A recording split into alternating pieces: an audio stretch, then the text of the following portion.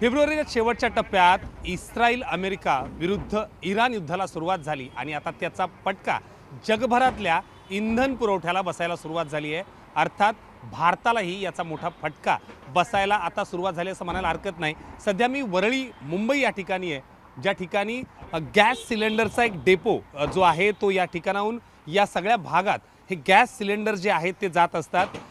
Israel विरुद्ध Iran या युद्धाला सुरुवात होऊन आता जवळपास आठवडा होईल।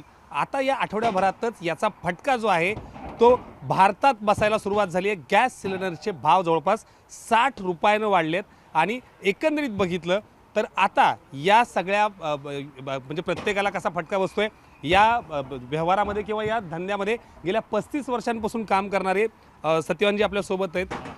आज जसं बघितलं मी की तुम्ही भाव वाढलेले आहेत, खरंच अशा पद्धतीचा पुरवठा किती फटका बसायला सुरुवात झाली?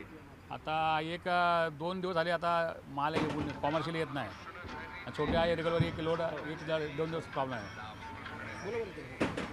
2 दिवसाचा प्रॉब्लेम आहे, कॉमर्शियल येत नाहीत आणि छोटेचा एक लोड येतोय, बाकी एवढं अजून काही हे नाही आलं।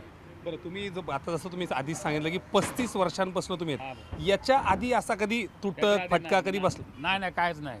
लॉकडाऊन पण बरोबर यायचे माल पोलीस फोर्स करून अजून आज ह्या फर्स्ट टाईम झाला की 19 kg कॉमर्शियल खाली सिलेंडर थोडीफार कमी झाले आहेत। कालपासून लोडच नाही आला। कमर्शियल सिलेंडर नेमकं कोणाकोणाला लागतात, कोण कोण असतात? हॉटेल लोकांना जातात। ओके, हां 75, 60, 70 जातात दिवसाला आमचे। ओके, हां ते कालपासून आज आलीच नाहीत, आज भरायला गेलेत, दुसरीकडे कंपनी गेलेत भरायला।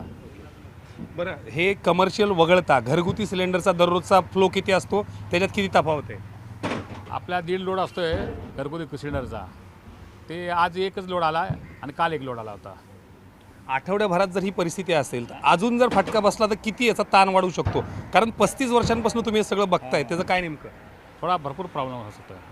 भाव कसे वाढले? भाव वाढले, 60 रुपये वाढला भाव। कमर्शियल आणि दोन्ही? हा, दोन्ही पण वाढले।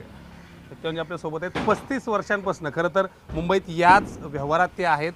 गाडी बघतोय आपण, भारत गॅसचा हा जो टन गाडीचा लोड आहे तो आता वाढायला थोडं दररोज 1.5 लोड येत असतो, मात्र आज एकच लोड त्यातला आला आहे। कमर्शियल मात्र आज एकही आलं नाही। हे सगळे सहकारी त्यांचे देखील आहेत। एकंदरीत बघितलं तर इराक, इस्रायल आणि त्यासोबतच असणारा त्याचा युद्धाचा परिणाम हा जगभरासोबतच भारताला बसायला सुरुवात झाली आहे। खास करून मुंबईसारख्या शहरामध्ये ज्या ठिकाणी अगदी बंदरं असताना देखील सगळा माल डायरेक्ट JNPT आणि या ठिकाणी येत असताना देखील जर सुरुवातीच्या पहिल्या आठवड्यातच अशा पद्धतीने जर फटका बसायला सुरुवात झाली असेल, जर युद्ध असंच लांबलं तर मुंबईसह अवघ्या महाराष्ट्राला नाही तर संपूर्ण देशाला दरवाढी संदर्भातच इंधनाचा तुटवडा हा मोठ्या प्रमाणावर निर्माण होईल असंच म्हणावं लागेल। प्रवीण सर, राहुल झोरी, न्यूज 18 मराठी, मुंबई।